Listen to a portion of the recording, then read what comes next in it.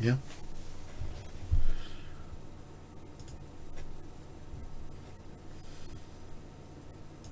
Well, okay. Hi all on PlayChess.com and streaming to YouTube. I thought this week we look at Alexander Grischuk. Apparently his name is not pronounced Grischuk. My good friend Alex Eflontis has mentioned, but Grischuk instead. So yes, he won the World Blitz Championship, and it's the third time he won it. So he's won it twice before. Amazing. So he's really... let's get rid of the echo. PlayChess.com. Pardon the echo. So what is it about his play which makes him such a fantastic blitz player? This really isn't the first time.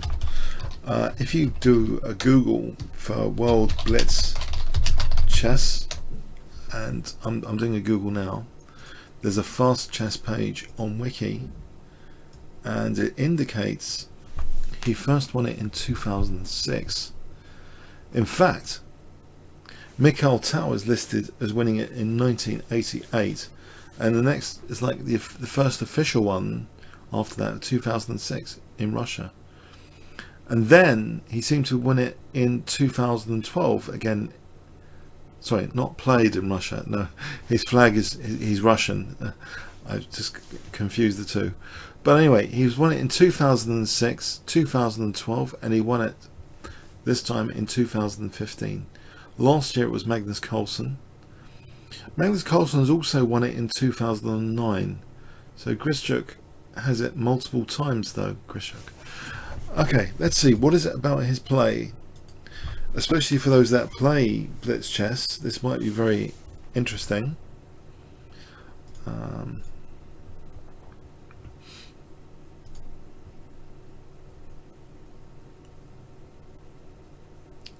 And what's happened to the stream? Pardon me.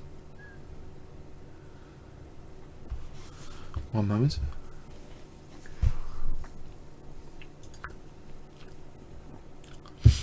I don't know what happened to the stream there. Right. Seems to be interrupted. The stream seems to be interrupted. But anyway, now there's quite a lot of games potentially to look at, and I don't propose to look at all of them tonight. Especially, I've got a mild headache, to be honest, which I'm hoping will go away during the course of this presentation. But also I'm proposing we look at the shorter games of interest that were interesting from Grischuk's perspective. So Yasser Serwan was playing against him in round, I think this might have been round 1 actually. Just check the score sheet. Rounds, well, it says round 1. So in the first round, apparently, it's not 5 minute with no increments. I think it's actually 3 minutes with 2 second increment for these games. So let's have a quick look. Well, d4 from Serwan. Yes, Serwan. We have knight f6. c4, g6. We enter a king's engine defense. Bishop d3, slightly unusual. Knight c6. Knight here, so immediate pressure being put on d4. White protects that. e5. d5 now, the knight pounces to d4. Black wants to usually open up the e5 square in doing this if white's going to take on d4. But white played knight b5. Grischuk took on e2. Queen takes. And yeah, I think actually let's put on a Kibitzer here. I think white is threatening knight takes a7. Just want to make sure that does seem to be a major threat here to take on a7. So that's parried. b6. Rook ac1. And if white gets time, then surely there's an interest potentially in b4 and c5. a6. And now a5, stopping b4 for the moment. b3. Now potentially this is a slow way of playing for b4 with a3 and b4 on the cards. But black can try for an attack now. f5.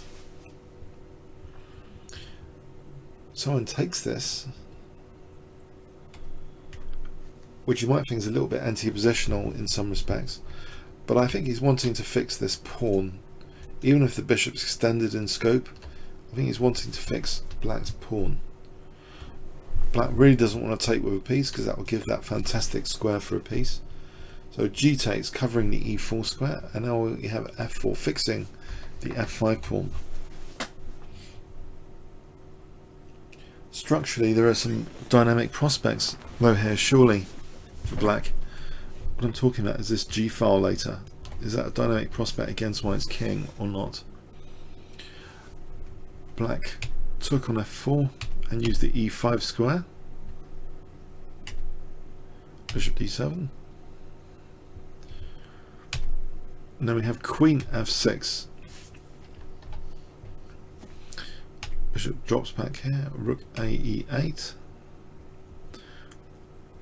At this point the engine likes white's position, whatever that's worth, but it's how easy the position is to play, really. That's the key thing about blitz chess, that it's really important to have positions easy to play, not to lose too much time, especially knight g3.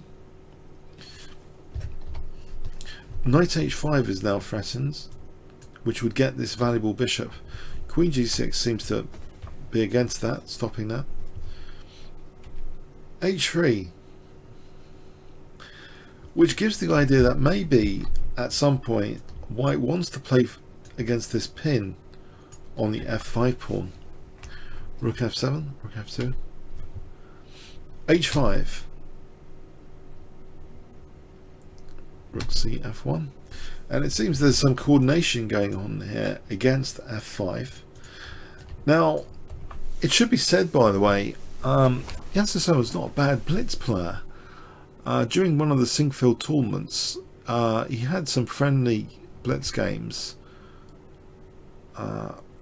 with Levon Aronian, and actually did manage to beat Levon Aronian in a few of them. So he's not a bad blitz player at all, and he's got a massive ICC rating. And actually, you know, this position on the surface looks really good. How can black turn the tables here? We see h4, knight e2, now queen h5. What does the queen h5 do? Well, actually it gives that g6 square for the knight to swing across. Knight d4, we have knight g6. White perhaps maybe doesn't need to preserve the bishop. Apparently, you know, the engine choice is here, just letting black take the bishop. Now, not here, because then there's bishop h6, but I mean, this is just a variation. But this might be actually okay, potentially. You know, if here, we got here, that's potentially okay. But what we see, maybe this can be seen as the first tactical liability, bishop h2. It's slightly claustrophobic for the king here, not giving the king h2. You'd think like the back row might be slightly weaker in the future. But more importantly than that, this diagonal has been relinquished, the weakness of the last move. Classic weakness of the last move, which is pounced on, bishop h6, taking control of that diagonal. And in fact, immediately black is technically better after this. So this does seem like a turning point, this bishop h2. Allowing bishop h6.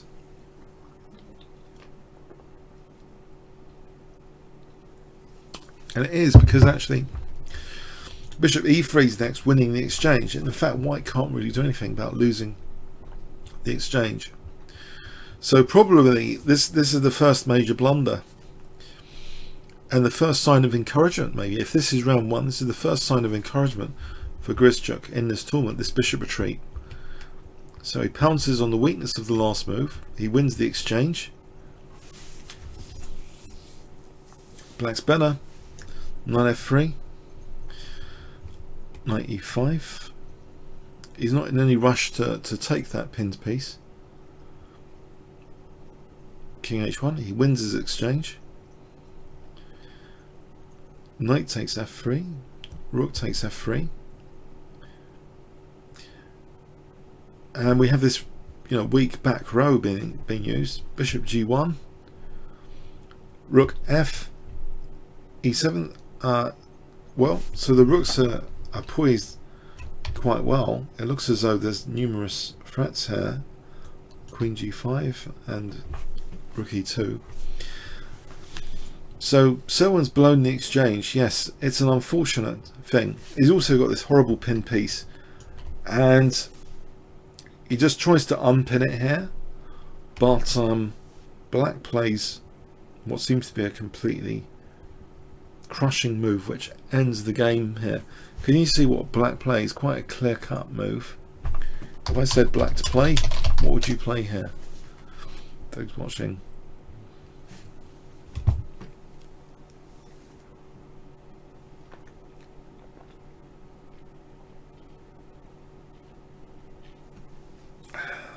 Any ideas? It's a very strong position anyway. Already, it's not just the exchange of it. The rooks are working so well against white king here. But black seems finished quite.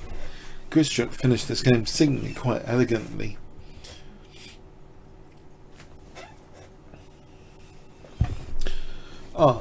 Tony Hawk, rook d2. That is a good move. You mean rook e2, don't you?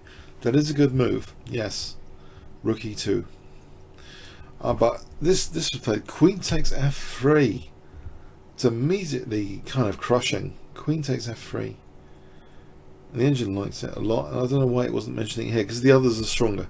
It's such a strong position. So white resigned. If he takes, we have this check. White is forced to take. King h1. He's losing the queen anyway. Let's have a look at this one. Rook takes. Bishop takes. Rook e2. So yeah, it's over. It's the exchange down. And if the black rook is winning this one, it's going to be over. This pawn's going to be queening soon. These bishops are hopeless in this position. So yeah, queen takes f3. And what did we learn for our blitz chess from this game? Because I'm serious. I want to improve my blitz chess. I'm going to look at Grischuk. If the games are available, I'd like to look at the way he won the other two tournaments. Time available. It seems the King's Engine is healthy, a healthy choice for blitz, judging by this game. White slipped up playing this intuitive move, bishop h2. How many of us would play bishop h2? Let's be honest. Bishop h2 seems cautious, right? Cautious? Seems to be a losing move, yes. A kind of weakness to the last move you'd expect in blitz. Yeah. Okay, it all went downhill after that. Other than that, white's pieces were actually beautifully placed. If you look at how they're placed, coordinated, they tick a few boxes. Seemingly beautifully placed, coordinated.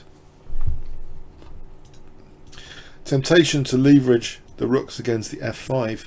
So moving the bishop back to put more pressure on f5 with the rooks. Tempting. Okay, let's look at another game.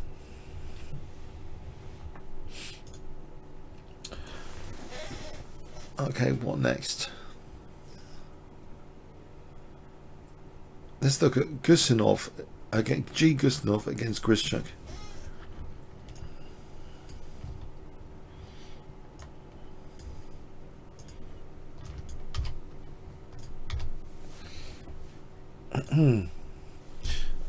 Okay, evening all on stream. If you joined, we've just had a look at one game. Don't worry, this will be on YouTube later if you want to catch up. So this is now what round is this? Gusinov, Gady Gusinov 2634. Apparently this is round 9. This game. Around 9.18 for some reason I've got, maybe that's a board number. So around 9. Gusenov played e4. We have a Sicilian. Grischuk played Sicilian. Now there's bishop e5 line. c3. Knight f6. Queen e2. It looks like a bit of a Roy Lopez type position now, the way it's been played. e6 though, okay. Bishop e7. It looks fairly standard and natural for both sides so far. Putting pressure on that c file, bishop has to move. What's the live book choice here? Well, actually we're kind of mostly out, but bishop d3 was played. e5. Black takes on d4. Yeah, it looks a very comfortable position. Maybe I'm biased a bit.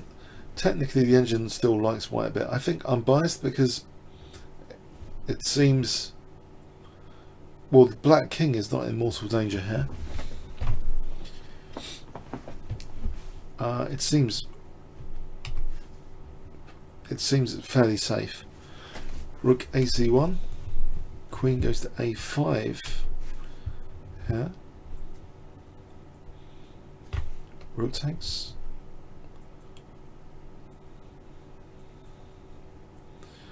And actually we have bishop takes. Bishop b1. Now this looks like a slip up actually, this move. Or is it? It seems as though black's more than okay, in fact. Okay, bishop b1. He plays what seems to be a nice move because the rook and queen are lined up. And actually the queen's looking at e1 as well, so this is naughty stuff going on. And black's able to use this coordination, this X-ray coordination, to play the move d5.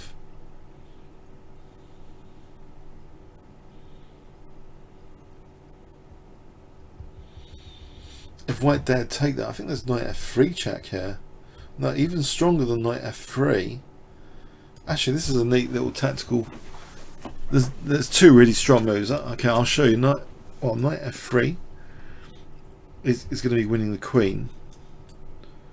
But there's also even stronger is queen takes e1 and it takes knight f3. It just wins all the pieces. So bad idea to take on d5. Might have avoided that. White plays bishop d2, hitting that queen. Queen d8.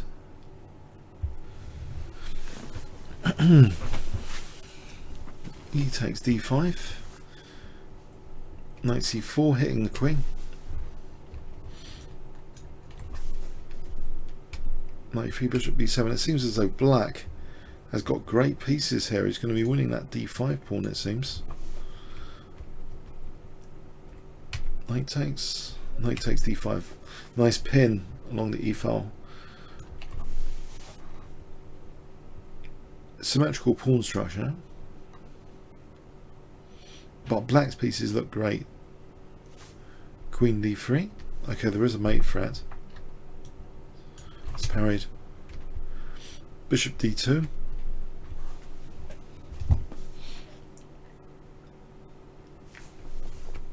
Rooks come off. Queen f6.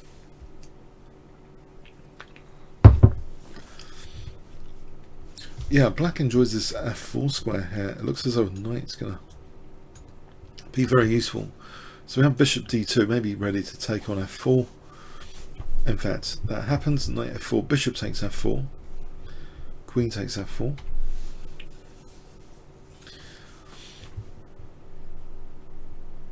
And yeah, black's better here, but the reason is, I mean, the bishop pair here implies actually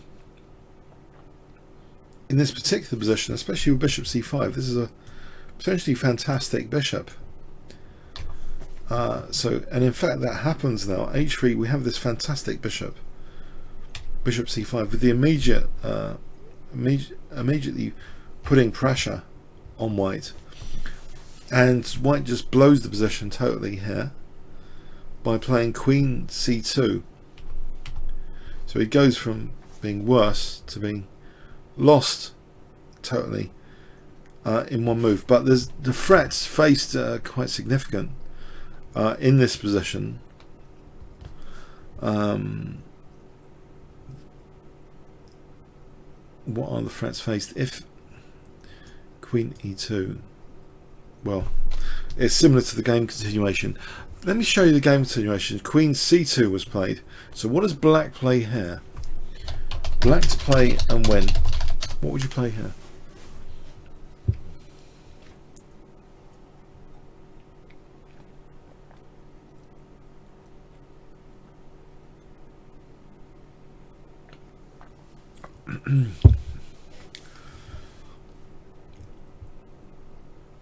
So your bishop's attacked and seemingly defending f2, but what are you playing here with black?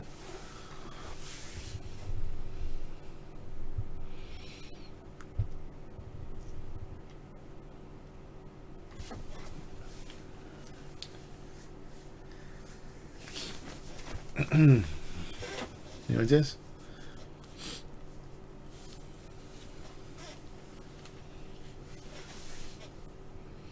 Okay, yeah, it's a blunder because queen takes g3, using the pin and actually threatening mates. Classic blunder. Yeah, that's it. It's only blitz. After queen d1, white resigned. Actually, so it's mate next move, yeah. But white apparently resigned after queen d1.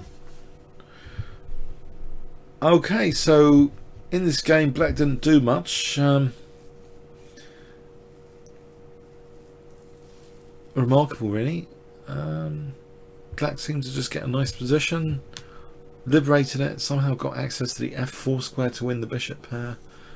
Then the dark square bishop proved a killer for that tactic. But it was already significantly worse here. If the engine choice is actually this for some reason, and then giving this check, and then queen g5, with black being enormously better. Yeah, black's just better. What is white doing in this position? The bishops look really quite bad for white. Yeah, terrible. And for king h2, I wonder. Oh, white might be in some sort of zugzwang here coming up. It looks a bit tortuous, this position with these bishops. So somehow you'd have to rewind back and work out, did black have to give up the bishop pair here? Black was already better here. If you rewind back from that, well, was there any point where white could have equalized? Okay, if we go back here, black's slightly better. I don't know, strange. White seems to be outplayed somewhere along the line to be worse in this game, but to pinpoint where is a challenge. Round about here it was about equal apparently. Maybe not taking here, not even that. I don't know about this mystery. At move 21, black was apparently better in this position already. Black was better after d5 by like half a pawn. Incredible. So some research needed on that game. It seems as though he did play incredibly well. Remember, it's a like 2-second increment, is it? He seems to play incredibly well. Liberating the position and piece coordination behind the scenes. Okay, let's have a look at another game.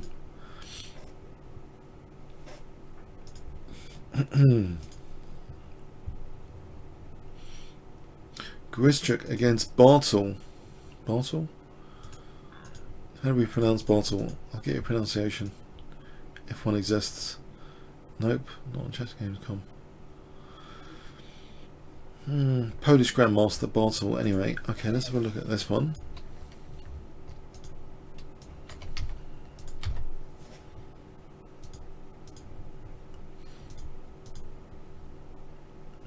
I think it's 3 minutes and 2 second increment, by the way. Okay, so d4 from Grischuk against Bartel, and this is in round. What round is this? 2.5. Round 2. Playing bishop f4. As though maybe a London system is going to be used, or something more aggressive. After c6. Actually, we have c4 now. Okay. c5, encouraging black to exchange. Knight f3. Yeah, white seems to have a nice position.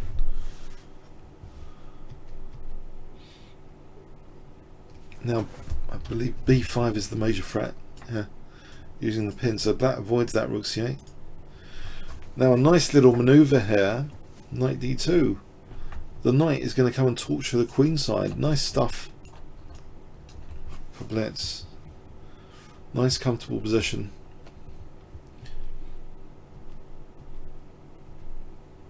So we have this plan being carried out.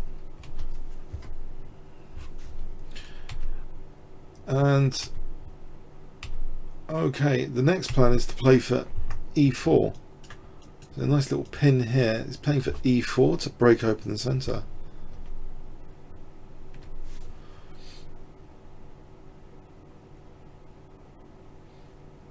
It's a lot of pressure on black. This is a minor. So what if the bishop's on h2 here? It's still maintaining the pin. So white has played a very simple opening and achieved a very fine looking position. It was almost as if the threat is stronger than the execution. I think there was a threat to play the London system on move 2 with a follow-up of c3, and black was totally tricked that white didn't play the London system, but in fact played c4, and actually has a fantastic position now. So we have black lashing out on the king side with g5 now. So threaten to play the London system and get a position like this. Wow, amazing position. Look at black's rooks, they're just uncomfortable. That's just ridiculous on c7. So anyway, king f7. White just opens up the center. E takes. And now can afford to play b5. This might not even be the strongest move actually. But anyway, b5 threatens b6. It's just going to be winning this b7 pawn. Black maybe, okay, black, he took on d4, offering the exchange. That was taken.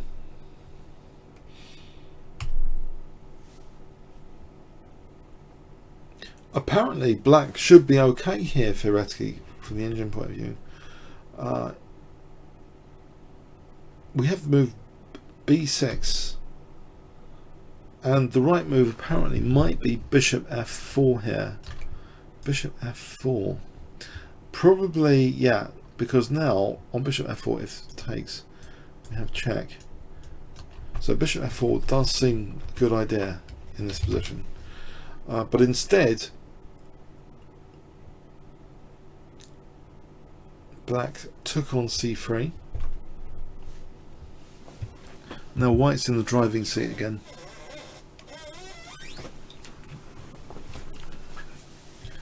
Takes on c7. C takes. Rook a b1. Unfortunately, there's something ridiculous about this position. Well, there's a few ridiculous things about this position. Black played rook c8. Knight takes b7 is a nasty looking knight. Well, threatening. Knight d6 winning the rook.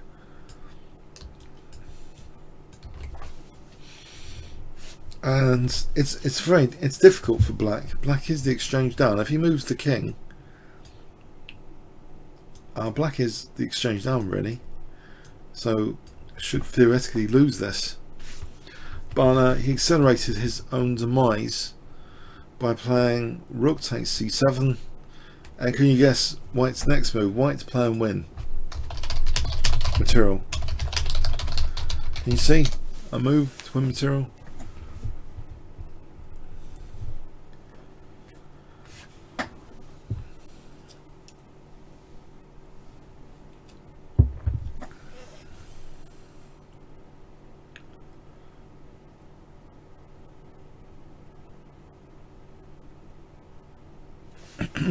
Any ideas?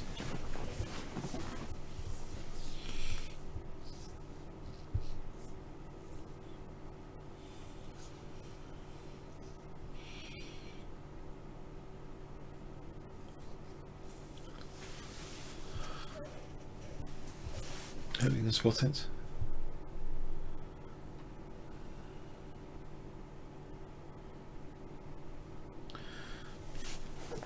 Okay, I'm going to show you knight, jack. Oh dear. Oh dear. That's winning that piece, yeah, and with that it's just material advantage for white. Black resigned after knight d8, yes. Unfortunate.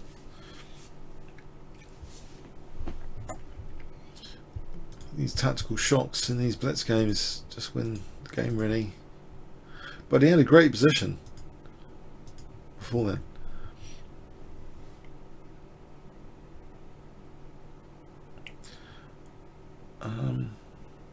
Now I think I'll make this the last game to make this a bit shorter today, because I say I've got a mild headache which is not going away. Let's look at the game against Magnus Carlsen.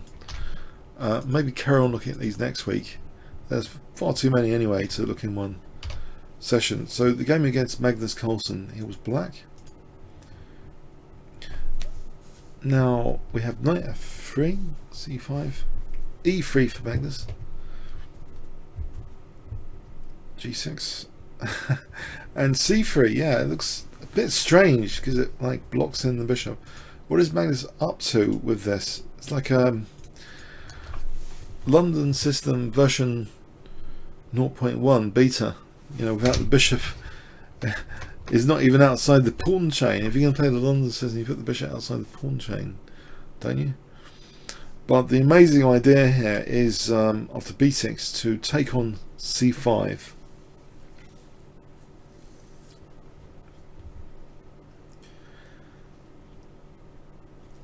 I have no idea why Magnus Carlsen would play like this in blitz. Is it something to do with avoiding opening theory? Maybe he's intimidated by Grischuk. Grischuk has already won this tournament twice before, and making a statement of some sort with this opening, very strange. So anyway, b takes e4, but the bishop now is liberated. But hasn't white lost time? You know, e3 and then e4 later. Doesn't black just get a nice position? Bishop g7 is played.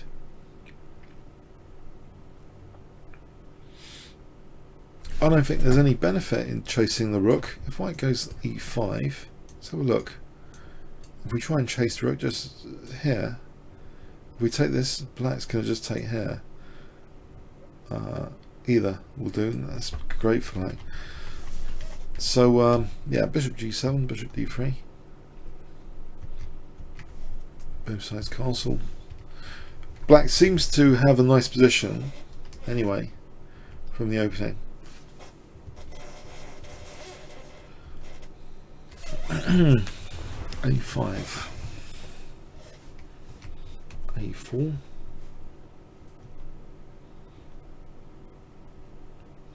some queenside pressure. Pressure along the diagonal now.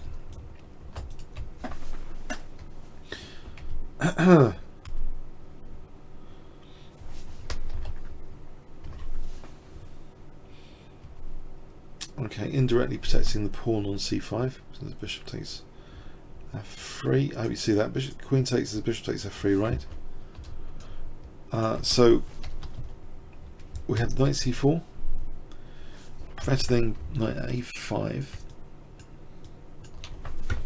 bishop d5.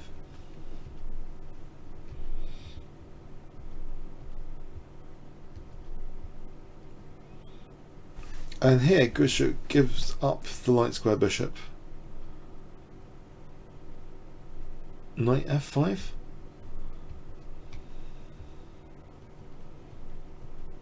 What he has got is, it seems, nice grip on the dark squares. Yeah, nice grip.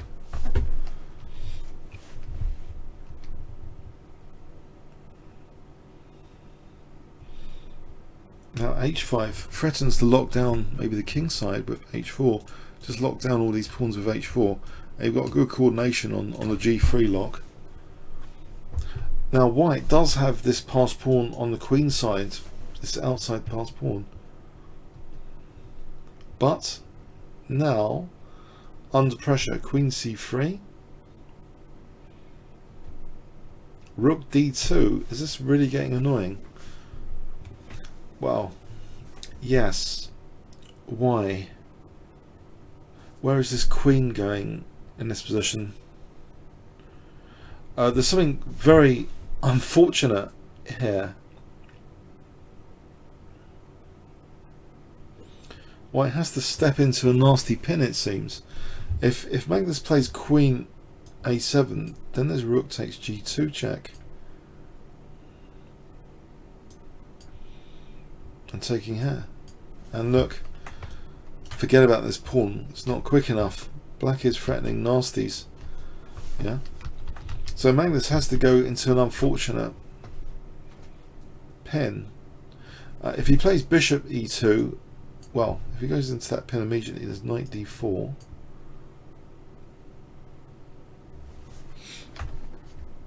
With the threat of queen b2 to put loads of pressure here. So imagine this position, queen b2, if here, knight takes, check, if here, winning the queen. Yeah, it gets very nasty, so it looks unpleasant whatever happens here after rook d2. So rook e2, and the point I was trying to make here is that there's this nasty pin now which seemed to be unavoidable on f1. Nasty pin.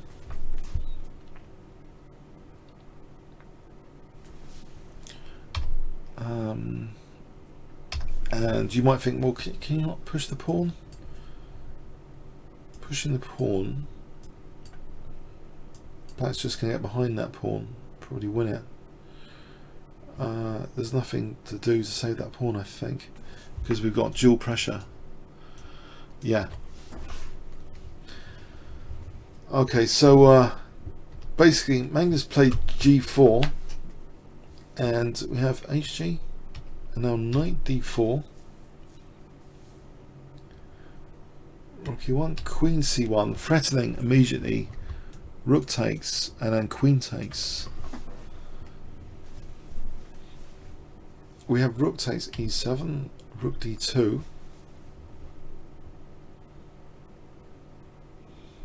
queen e3,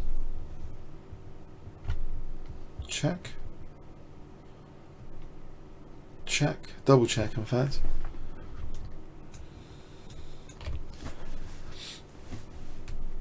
Now knight e6, which cuts the rook from the queen.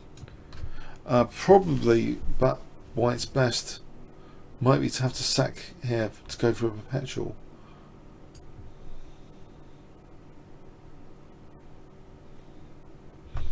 white played check and went for a mate here with queen e5, so threatening mate.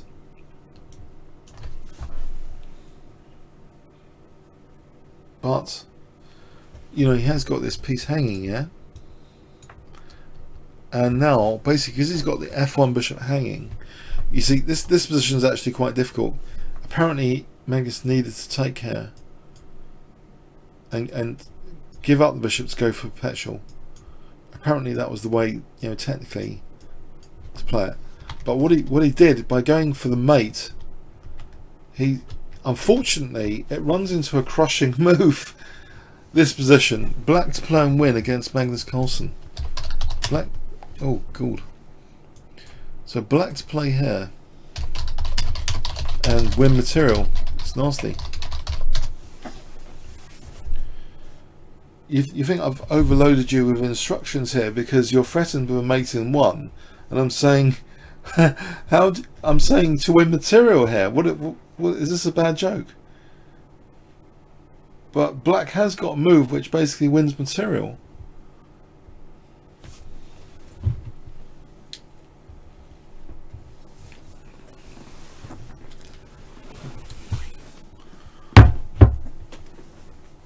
Do you know how important this game clash is historically in the history of blitz chess? We're talking about two people that have between them won already 2 World Blitz Champion titles. How many players in the history of the game do you think have won the official World Blitz Championship?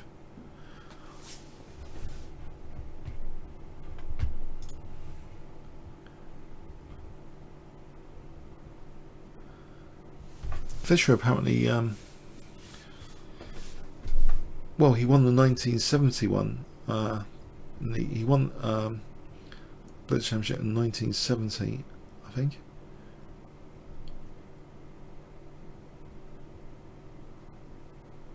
I can't see that on the wiki article.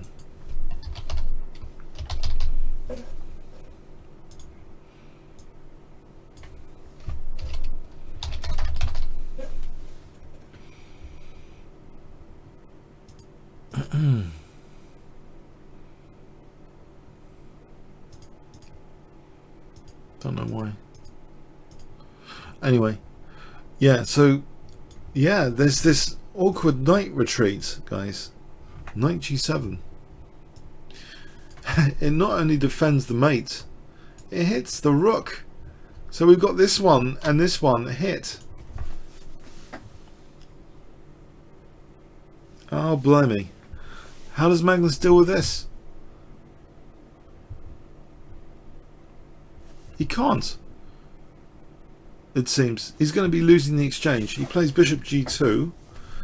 The engine choice is actually bishop e2, which apparently is approaching -2, but this was the best apparently. Takes. This was the best. An improvement on the game apparently. Magnus's choice is the bishop looks a bit less active, bishop g2. So we still have this basically winning the exchange. Check. King g7. Which makes way for the h file actually with rook d8, rook h8. We're going to be checkmating the king. It's quite an amazing move, king g7. So queen e3. Queen d6, although changing tact now. Not here now for some reason, but okay, queen d6 is good as well. So b6, I was maybe concerned about the b pawn, so rook goes behind, check, queen f6, and yeah, Magnus is just the exchange down, and yep, here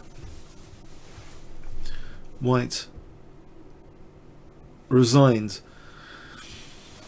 yeah, it wasn't just this game which led to Magnus being overtaken. He also lost to Ivanchuk as well. And no, he lost about 4 games, something which in the later part of the tournament, and allowed it got blown open wide for Grischuk to get through. But this was the game which, yeah, between them, these 2 former World Blitz champions. This was the game between 2 former World Blitz champions. So quite fascinating, actually, historically, this game in some respect. Just to remind you, Grischuk won World Blitz in 2006 and 2012. Magnus had won it in 2009. That was 3 years after Grischuk's first, and 2014. So 2 years after Grischuk's second. So there were 2 all, basically, in terms of being official World Blitz chess champions. And this is their encounter, decided by a night retreat, it seems. Okay, it's 53 minutes gone, and I did say I've got a mild headache, so I think I'm going to play it safe tonight, guys. And if you want to carry on looking at some other Blitz games next week, well, shall we carry on the Blitz next week, when hopefully my headache is non-existent? Or do you want to carry on the Fischer-Spassky match? Just let me know if you can in the next few seconds. So well, there were interesting games. So Blitz is more in your face, with tactics and pins and weaknesses with the last. I would say weaknesses with the last move. I think I know that from my own Blitz. There's a lot of basic, primitive things that come to the fore in Blitz. So the games are much simpler than the long games. Okay. Yeah. Okay, so we'll carry on next week. It's been nearly an hour. I mean, kind of 50 minutes or something. So see you next week. Have a good week, and hopefully might have a more intense session next time round. Okay, thanks very much. And comments or questions on YouTube on these games. Thanks very much.